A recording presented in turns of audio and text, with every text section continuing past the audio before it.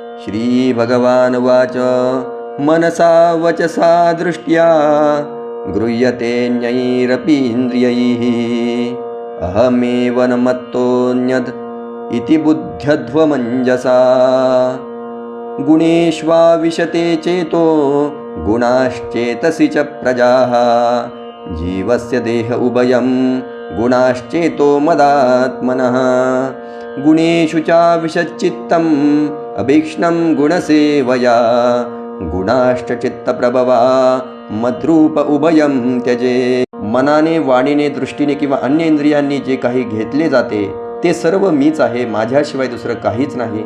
हे पुत्रांनो, चित्त विषयाकार होते आणि विषय चित्तात वासना रूपाने राहतात, परंतु विषय आणि चित्त हे दोन्ही माझेच स्वरूप असणाऱ्या जीवाचे देह आहेत. नेहमी विषयांचं सेवन करत राहिल्यानं चित्त त्या विषयांमध्ये प्रवेश करतं आणि विषय चित्तातून निर्माण होतात. म्हणून साधकानं मद्रूप राहून